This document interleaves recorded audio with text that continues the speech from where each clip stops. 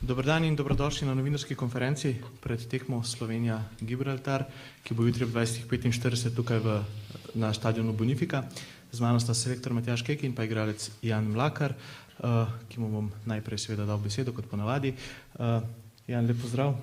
Nič kar pričakovanje pred jutrišnjo tekmo. Ja, lep pozdrav vsem. Ja, nič, neka nova tekma. Super bo, da se nekako še bolj spoznamo. Probamo neke stvari, ki pač se od nas zahtevajo. Vsaka tekma je dobrodošla, tako da komaj čakamo. Hvala lepa. Gremo kar na vaše vprašanje za igralca. Jan, pozdravljen. Pred dnevi si debitiral v članski reprezentanci Slovenije, mogoče, če pred Gibraltarjem še spomin na to zavrtiš, vedno velika čast za nogometaša, ne za igrati za državno reprezentanco, člansko. Ja, definitivno sem počaščen. Vedno mi je bil to cilj. In tudi pač ne mislim se pri tem ustaviti. Želja mi je biti vedno zraven, vem pa, da pač ni nič samoumevno in bom dal vse od sebe, da bom redno tu. Kako si postal osebno zadovoljen s to svojo tekmo? Pa sem kar zadovoljen. Za prvo tekmo dal sem vse od sebe. Definitivno je pač prostora za napredek še dovolj. Ampak, če gledam širšo sliko, sem kar zadovoljen. Hvala. Še kakšno vprašanje za Jana?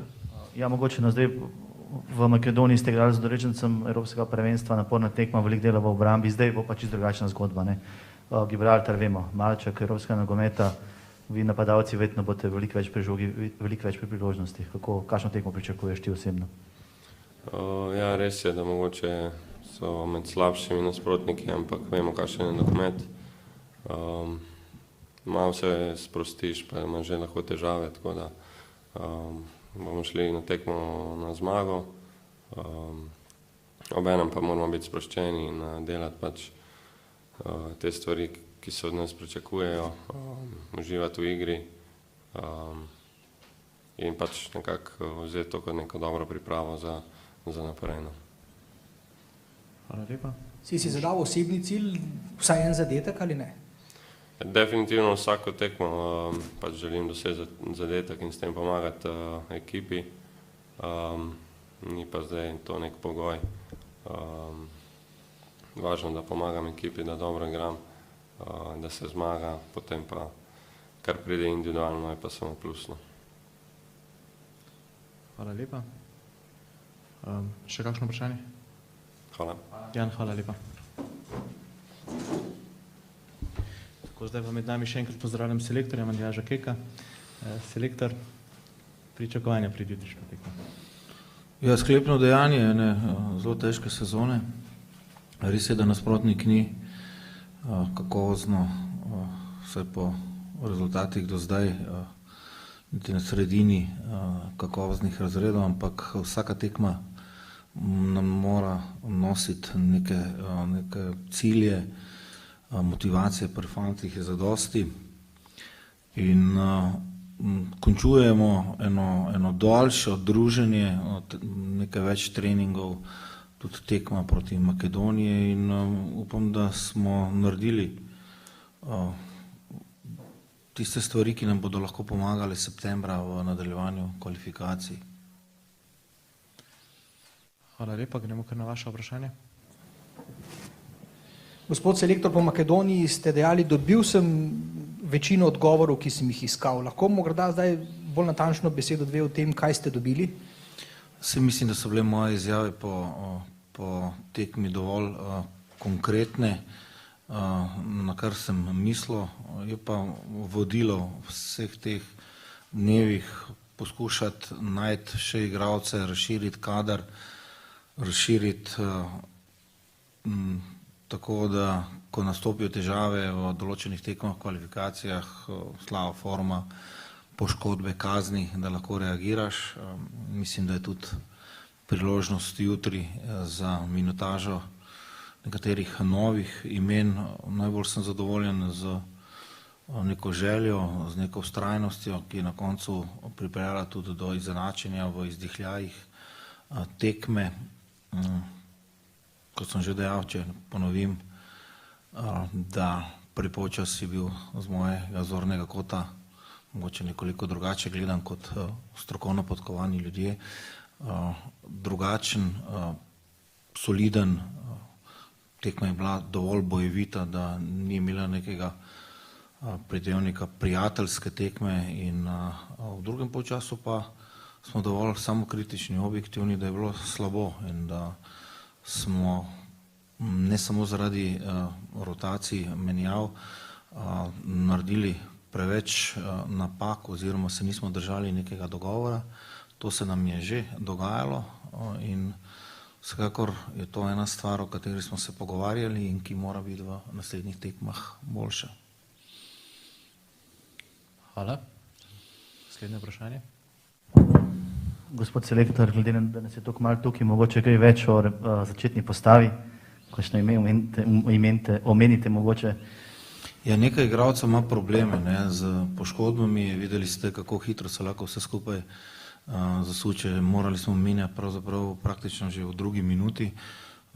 Palkovec in Jurčević verjetno ne bosta pripravljena za tekmo. Tudi kapetan Jan Oblak je že na polčasu začutil ponovno tiste probleme, ki jih je imel že na zadnji prvenstveni tekmi, ampak kot kapetan je obranil tistih 45 minut.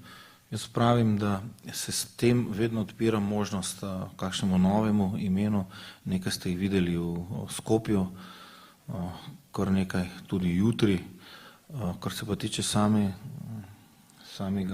tekme, jasno je, da Gibraltar ne bo verjetno odstopal od te zaprte formacije, ko pač poskušajo čim dalj časa zelo strjeno v zadnji tretjini držati neodločen rezultat. Nekatere ekipe so to zlahka prebijale, nekatere so imele kar nekaj problemov. Se pravi tekma, ker je potrebna hitrost v razmišljanju, ker je potrebna tudi individualna rešitev v napadu 1-1 in pa neka strpnost, tako da kakorkoli tekma, ki nosi svoj namen, tako kot so nosile tekme proti San Marinu, Azerbajdžanu, ampak tako kot so tudi nosile tekme proti Rusiji, proti Hrvaški, proti Poljski. Je pa seveda sezona bila zelo, zelo specifična in nekaterim igralcem se že pošteno vidi to preskakovanje od treningov, karanteni in vsekakor, ampak zdaj je bila priložnost, ne vem, kdaj bo zopet spet takšna priložnost, da smo malo več skupaj, da kaj potreniramo. Že septembra v bistvu zopet en trening, ki takoj nadaljevanje kvalifikacij, tako da kakorkoli dobrodošli dnevi, vsaj za selektorje, za strokovni štab, ko po dolgem času dobiš igralce za nekaj več treningov skupaj.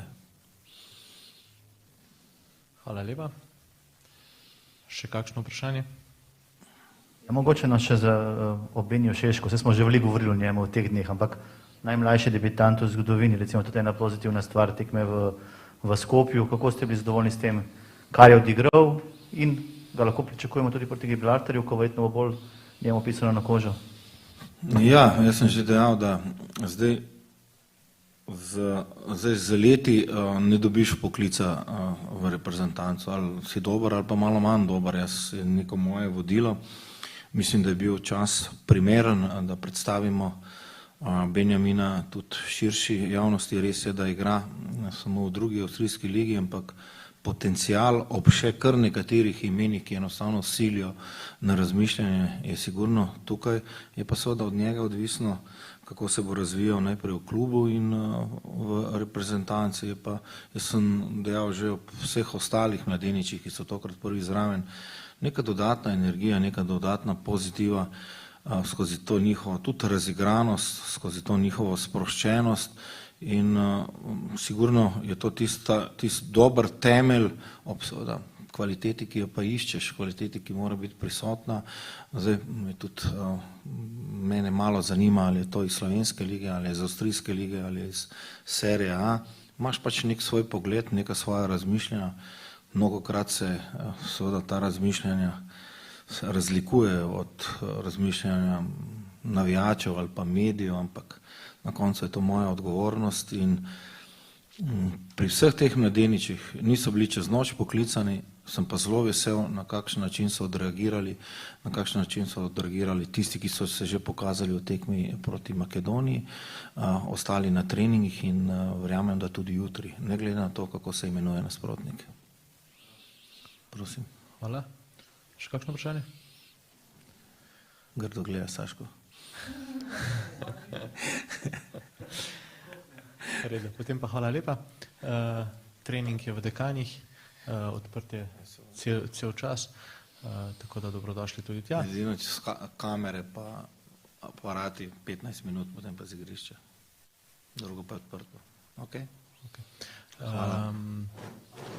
Tudi stopnice so še v prodaji, no, tako da na vseh Petrolovih prodajnih bencinskih servisih in pa Eventimovih prodajnih mestih, tako da je to to. Mislim, da je približno polovica štadiona je v prodaji, kar je glede na pač COVID ukrepe. Je še dovolj. Približno polovica tega. Zaenkrat še ne.